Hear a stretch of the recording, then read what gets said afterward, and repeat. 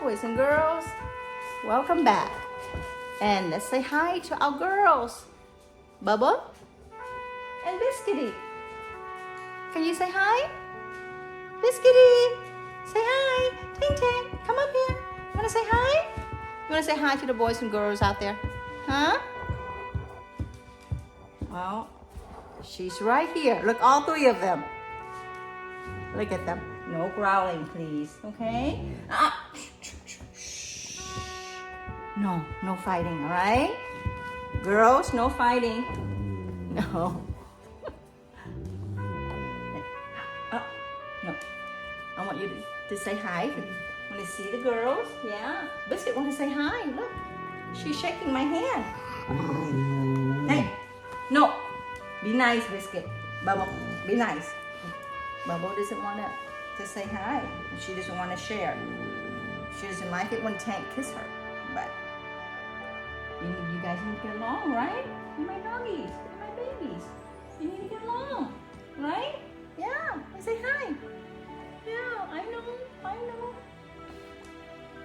Yeah, you too. Okay. We're gonna read a story today. And let's see if we can see you read the stories and watch you at the same time. Yeah, okay? Right. I'm gonna read Mike Mulligan and his steam shovel. And my three girls. Shh. All right, let's listen. Now. Can't be fighting, okay? You can't fight and listen at the same time, girls. Shh. Mike Mulligan and his steam shovel. Story and pictures by Virginia Lee Burton. To Mike.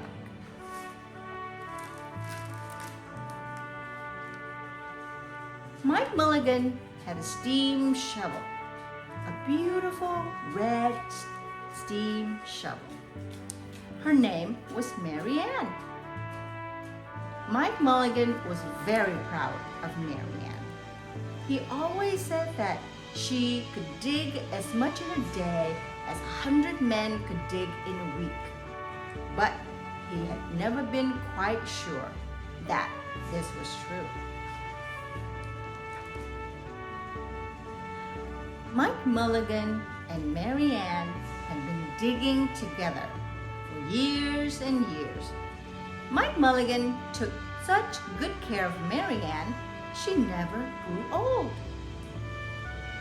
It was Mike Mulligan and Mary Ann and some others who dug the great canals for the big boats to sail through. It was Mike Mulligan and Mary Ann and some others who cut through the high mountains so that trains could go through.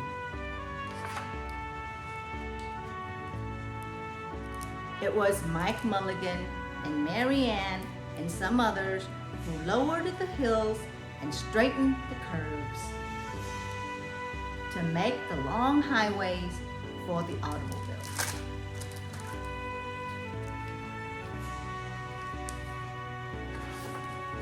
It was Mike Mulligan and Mary Ann and some others who smoothed out the ground and filled in the holes to make the landing fields for the airplanes.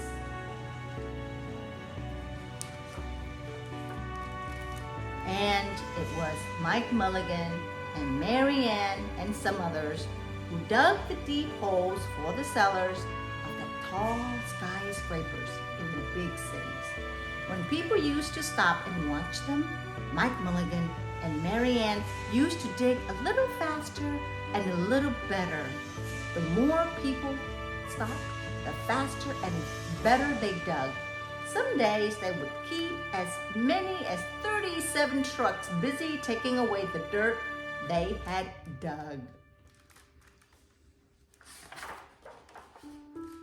Then came along the new gasoline shovels and the new electric shovels and the new diesel motor shovels and took all the jobs away from the steam shovels. Mike Mulligan and Mary Ann were very sad.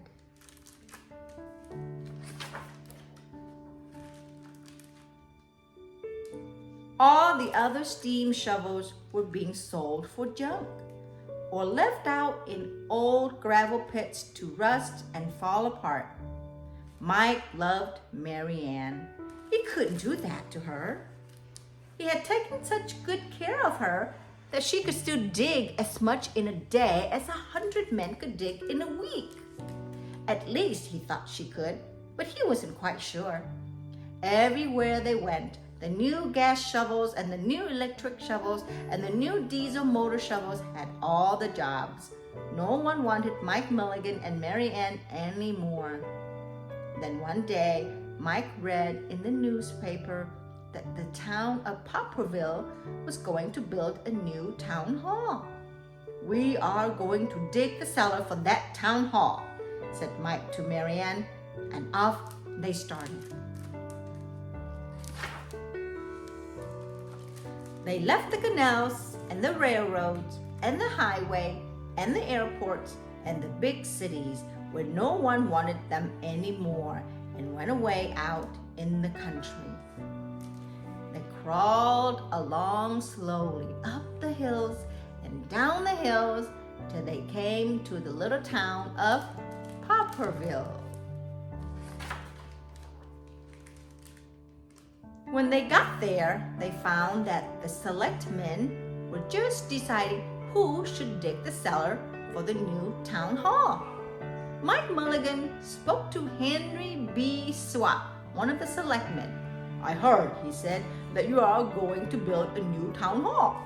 Mary Ann and I will dig the cellar for you in just one day." "What?" said Henry B. Swap. "Dig a cellar in a day? It will take 100 men at least a week to dig a cellar for our new town hall." "Sure," said Mike, "but Mary Ann can dig as much in a day as 100 men can dig in a week." Though he had never been quite sure that this was true. Then he added, "If we can't do it, you won't have to pay." Henry B. Swap thought this would be an easy way to get part of the cellar dug for nothing. So he smiled in a rather mean way and gave the job of digging the cellar of the new town hall to Mike Mulligan and Mary Ann. They started in early the next morning as just the sun was coming up. Soon a little boy came along. "Do you think you will finish by sundown?" he said to Mike Mulligan. "Sure," said Mike. "If you stay and watch us, we will always work faster and better when someone is watching us." So the little boy stayed to watch.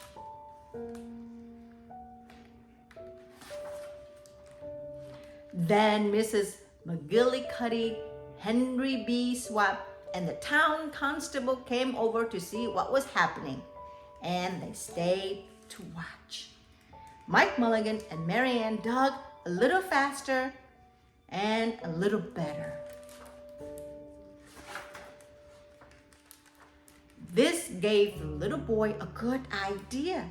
He ran off and told the postman with the morning mail, the telegraph boy on his bicycle, the milkman with his cart and horse, the doctor on his way home, and the farmer and his family coming into town for the day.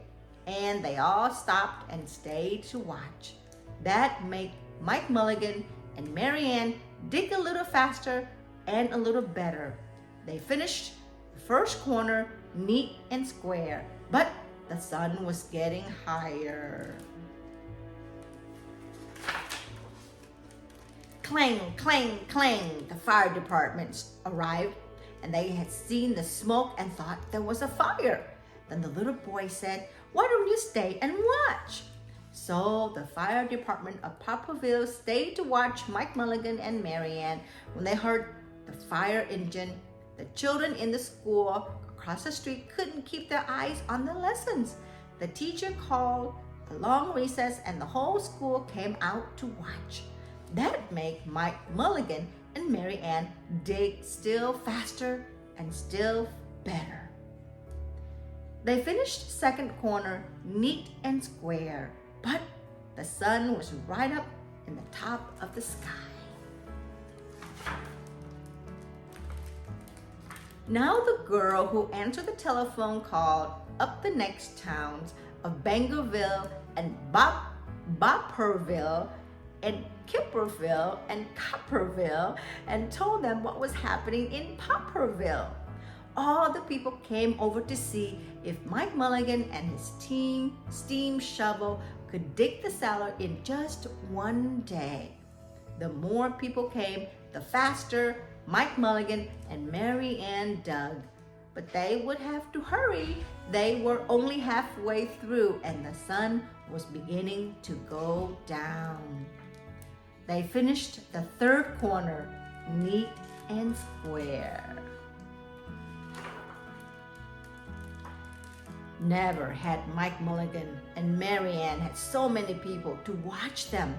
Never had they dug so fast and so well. And never had the sun seemed to go down so fast. "Hurry, Mike Mulligan, hurry, hurry," shouted the little boy. "There's not much more time." Dirt was flying everywhere and the smoke and steam were so thick that the people could hardly see anything. But listen. Bang, bing, crash, slash, louder and louder, faster and faster. Then suddenly it was quiet. Slowly the dirt settled down, the smoke and steam cleared away, and there was a cellar all finished.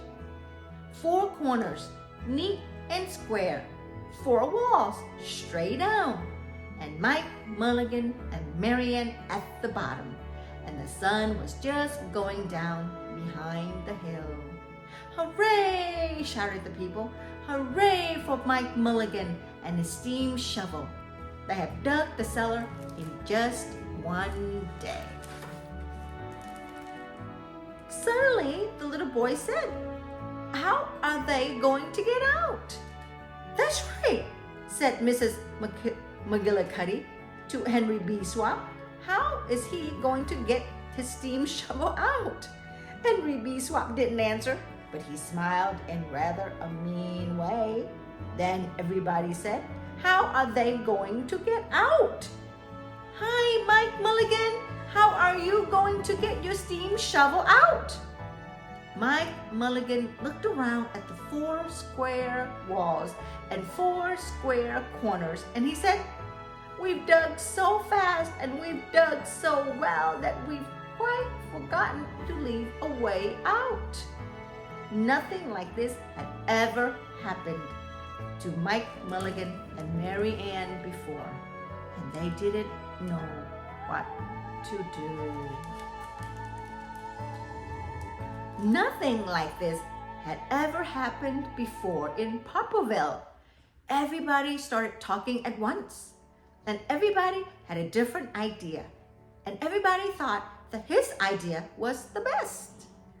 They talked and they talked, and they argued and they fought till they were worn out, and still no one knew how to get Mike Mulligan and Mary Ann out of the cellar they had dug.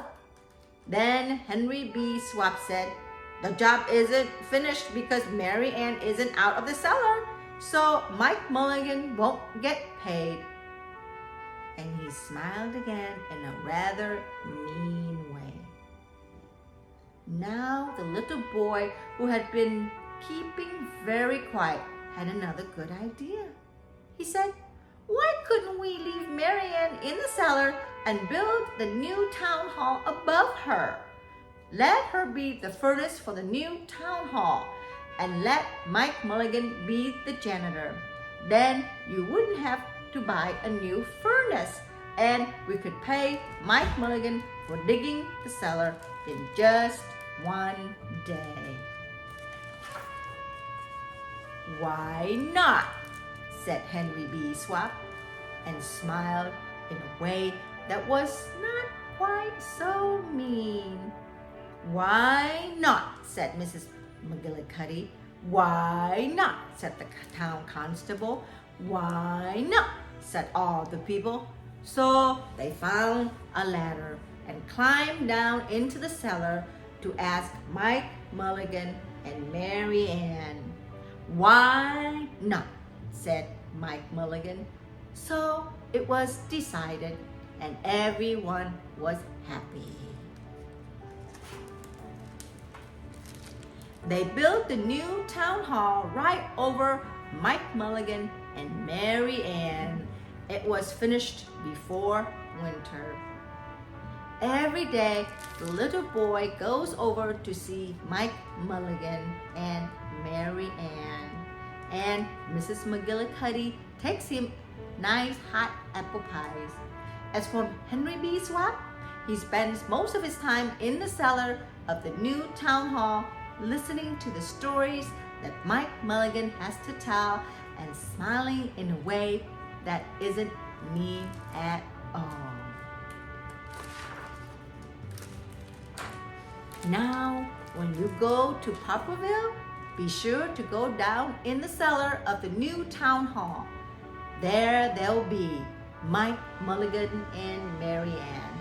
Mike in the rocking chair, smoking his pipe, and Mary Ann beside him, warming up the meetings in the new town hall. The end. All right, girls. I think they're falling asleep. But at least they're keeping me warm. It is so cold and drizzly and raining outside. These two is what they call a two dogs night. So these two dogs are going to keep me warm. Thank you, boys and girls, for listening to me.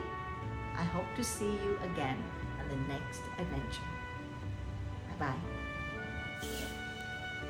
Technology. We live in a world of technology. Machine has helped us change our world. Technology has changed more in the last 100 years than in the last 5,000 years. Today, technology allows us to fly in the air, go to the moon, dive to the deepest part of the ocean, see the smallest part of the animals, and able to look in the human body. We live in the wonderful technological age. As the story of Mike Mulligan and his steam shovel, you see that time change and technology changes improve, and old ones are left behind. But you know, it's just like your favorite toy when you were a little kid. No matter how new toys or things come along, better things, faster things, we still find something magical about the things we grow up with. Not all things are good, and not all things are bad. I guess some of us are grown to attached to the things we grew up with and is important to us. I guess technologies are part of us. It grows with us and it stays with us. Just as Mike Mulligan loves his steam shovel, I still love my books. By reading these books to you, I hope you will in turn love to read and learn more. Did you know that there are 10 benefits to make reading a habit? There may be more than 10, but I'll just name 10. An article written by Jim Quick, the brain trainer to top performers, executives, and celebrities, said that in his article called 10 Brain Reasons to Make Reading a Habit. You can access his link below for a full article. Number 1, it reduces your stress. According to a 2009 study conducted at Sussex University, reading reduces your stress levels by up to 68%. In as little as 6 minutes of being immersed in a book, your heart rate slows, your blood pressure lowers, and your muscles begin to relax. To enjoy the long-term benefits of reading, research suggests that 30 minutes of daily reading dramatically impacts the physical symptoms of stress. It doesn't matter what type of books you read, including audiobooks, as long as you're able to focus on reading without interruptions. Reading with your child can also decrease your stress while increasing your parent-child bond. A 2020 study from the Journal of the American Psychological Association found that parents who read to their children daily from the ages of 6 to 18 months had lower stress levels, were more sensitive to their children's needs, and were warmer to their children. The shared reading time sharpens the emotional bond you have with your children, while the lower stress levels help elevate your mood, leading to an increase in other behaviors such as patience, tolerance, and empathy. Cultivating a daily reading habit can not only help keep you grounded, especially when you're facing difficult times, it can become cherished bonding time for you and your children.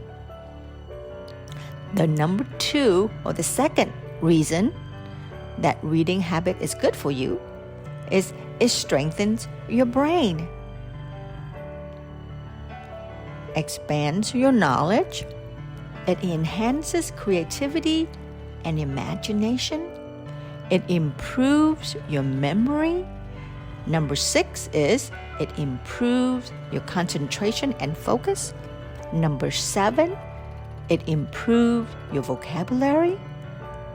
It also improves your communication skills. How simple is that? All you have to do is read, and you have greater vocabularies and communication skills. You don't have to memorize anything. Wow, isn't that easy? And it also improves your mental health. Last but not least, reading is entertainment. In conclusion, reading is a habit that can improve your lifespan by reducing your stress, enhancing your mental health, developing new neural pathways, helping you learn empathy, improving your ability to communicate, and providing you with healthy entertainment. There may be a lot of new hobbies in the digital world, but reading is one of the few habits that improve your lifespan. In 15 to 30 minutes a day, you can enjoy all these amazing brain benefits and set you on the path to unlock your limitless life. Try it. Just read 15 minutes daily if 30 minutes is too long. Work to extend it slowly. But first, you need a good book list. Leave a comment if you are interested. I will send you the book list I use. Happy reading! I hope to see you on my next reading adventure.